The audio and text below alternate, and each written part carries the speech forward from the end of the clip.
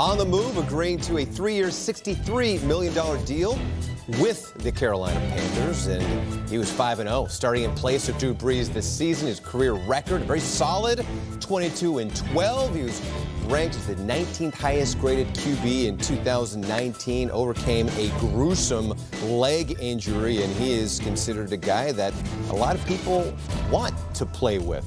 And a guy that I want to work with always is our Tom Pelissero, who rejoins us now here on Free Agency Frenzy. And Tom, how did this all come together with Teddy Bridgewater going to Carolina? Well, Teddy Bridgewater was somebody the Panthers targeted very early in the process. He has a connection with new offensive coordinator Joe Brady. Brady was last year at LSU, but before that, he was an offensive assistant with the Saints, where Bridgewater was a backup. So Bridgewater walks in knowing the offense, knowing the terminology, and the Panthers made a pretty strong commitment here. It's a 3-year, $63 million contract that includes $33 million fully guaranteed at signing, $24 million in year one, including a $15 million signing bonus. Now, this does not preclude the Panthers from also drafting a quarterback this year. The contract structured in such a way that they could trade Bridgewater after next season relatively painlessly, but still, $33 million fully guaranteed at signing is a strong commitment to a player who has not been a full-time starter since 2015, Will. There in Carolina. Tom, thank you very much. So now when you look at this division and you see the passers that are in there now, Matt Ryan, Drew Brees, Tom Brady, and Teddy Bridgewater, this is going to be fun to watch, especially to see Brees and Brady go at it twice a season. Kim, what do you think?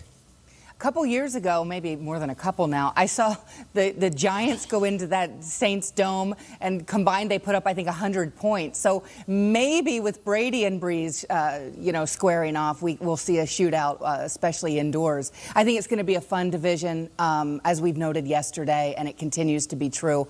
I don't know of a player in the league who other players are rooting for more than Teddy Bridgewater, given everything he's been through, the injury and everything else, and now has certainly had to wait his turn to presumably grab another job as a starter. So fun division all around. You just added the greatest of all time and one of the best comeback stories of all time. Absolutely. This is a well-deserved contract for him, Judy. No question about it. Look, his career arc is the stuff of Shakespeare, right? He started out great. He was wonderful and a compelling player to watch, and then he had the devastating injury that nobody even knew if he was going to be able to play again. And now to come back, to have the great time in New Orleans that launched him on this comeback, and now to get the big contract and get a starting job again, it is such a great career arc. I don't know anybody, even if you're in the division, even if you root for a team that's in the same division, I don't think you can root against Teddy Bridgewater. He is such a great guy. He's had such a rough time. This is his big chance. I can't wait to see him play. I can't wait to see what Matt Rule does with him.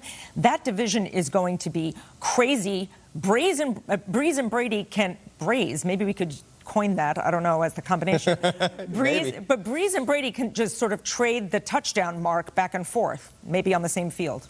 I mean, this could be a weekly thing, Sean, with them going back and forth with that record.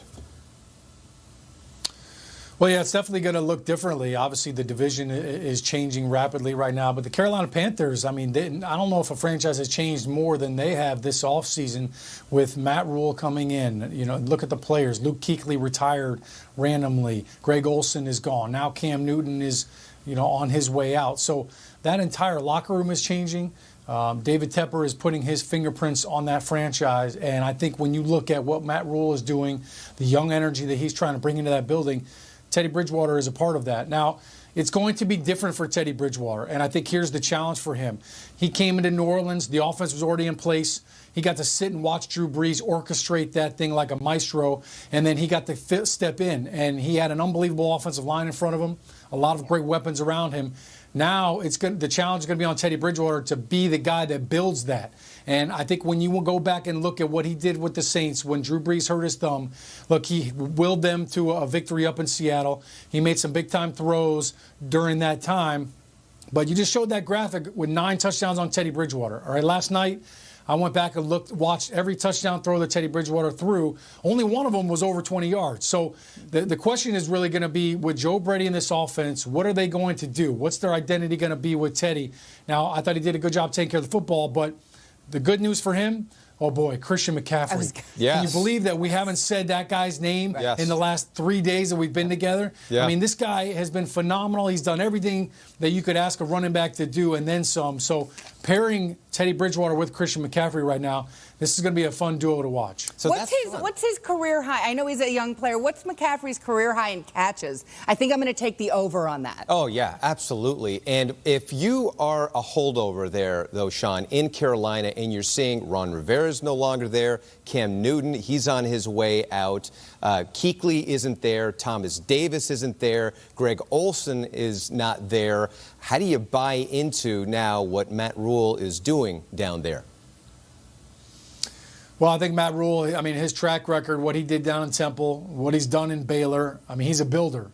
And I think when you look at those products and look at how well he's done it, look, it doesn't happen overnight. I think everybody understands that. But I think when you just look at the chemistry and the culture that he's done a great job of putting together, that's going to be a big part of it. And they just traded Trey Turner as well to the Chargers for Russell Okung, so they're looking for some tackle help right there. But, I think when you look at Taylor Moton at right tackle, they've got some good pieces up front. Defensively, they just signed Trey Boston, who's basically coming back home. He was originally a Panther. So they're going to add some veteran guys. You need some guys to have some structure. But really, this is going to be a youth movement down in Carolina. And I think Matt Rule is going to do a great job leading those guys. Yeah, it is a new era beginning there, Judy, huh? Yeah, look, I'm fascinated again by the entire division. Our boss, Craig Germain, brought it up before. Can we have 3 teams all out of the NFC South making it to the playoffs? Yeah. Certainly, you have to think New Orleans and Tampa Bay have a very good shot at it. Can one of the other 2 teams get it? It's going to be fascinating and really compelling games in that division. I mean, I am definitely looking forward to that, just like I look forward every day to working with all of you. Hey, Will. Yes. 116 catches is McCaffrey's career high. Ooh. I'm going 117. Oh, yeah. I'm right there with you. That is going That up, makes me feel up, so up. good. Yes, it does. That you are with me makes me